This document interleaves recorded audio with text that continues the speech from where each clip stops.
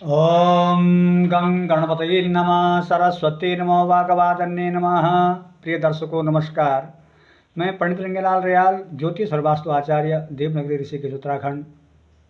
दर्शकों, आज मैं ज्योतिष शास्त्र के अंतर्गत सर्प योग और माला योग पर कुछ चर्चा करने जा रहा हूँ। सर्प योग किस प्रकार से बनता है, क्या उसके फल होते हैं। महर्षि प्रातःकालीन उठ करके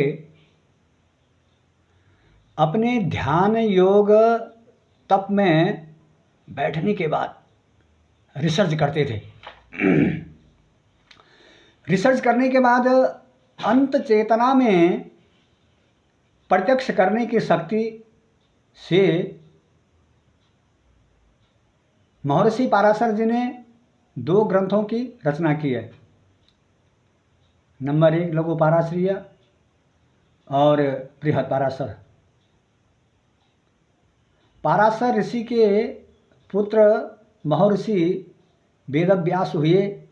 उन्होंने भगवत गीता, दुर्गा सप्तशती, भागवत जैसे बृहद ग्रंथों को 7 और 4 सूत्रों में समस्त ग्रंथ को समेटा है। उसी प्रकार महर्षि पराशर जी ने पराशर के जो सिद्धांत हैं, जो सूत्र हैं, वह 42 सूत्र हैं। तो 42 सूत्रों में महर्षि पराशर जी ने बृहद पराशर को 42 सूत्रों में समेटा है। जिस ज्योतिषी को 42 सूत्र का ज्ञान नहीं होगा वह फलित नहीं कर पाएगा। बृहद पराशर में नाभस योग अध्याय में मूल रूप से 32 योग का निर्माण है। परस्पर मिश्रण करने के बाद 1800 योग होते हैं।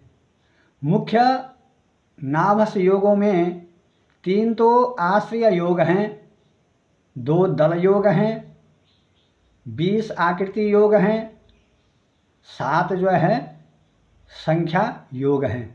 मैं दल योग की आज 2 योगों की बात करूंगा। दल योगों की सर्प योग भी उसी को बोलते हैं, दल योग भी उसी को बोलते हैं।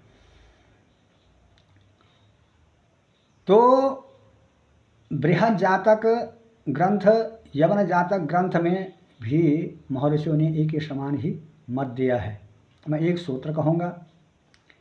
केंद्रत्रय गते पापे।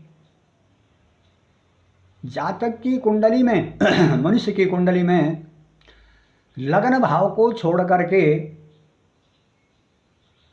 केंद्रत्रय 3 केंद्रों में चतुर्थ पापग्रह हो। पापग्रहों में राहु केतु की गणना नहीं है। चतुर्थ में सूर्य, सप्तम में मंगल और दशम में शनि हो।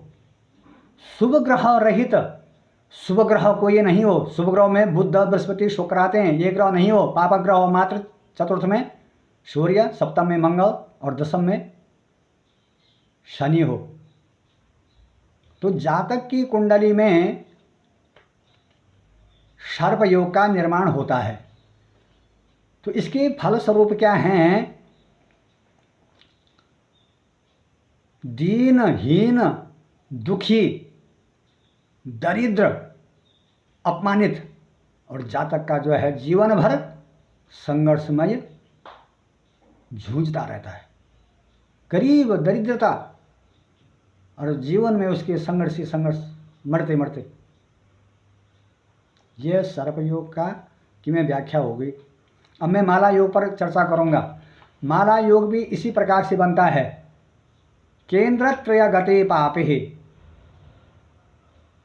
3 केंद्रों में लगन भाव को छोड़ करके 3 केंद्रों में पापक ग्रह रहित, पापक ग्रह नहीं हो।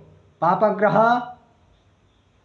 सूर्य, मंगल और शनि नहीं हो।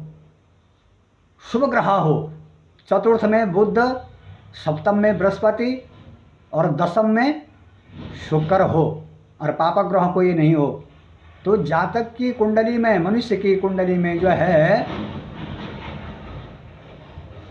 मनुष्य की कुंडली में सौम्य ग्रह होने से क्या हो जाता है कि माला योग का निर्माण होता है।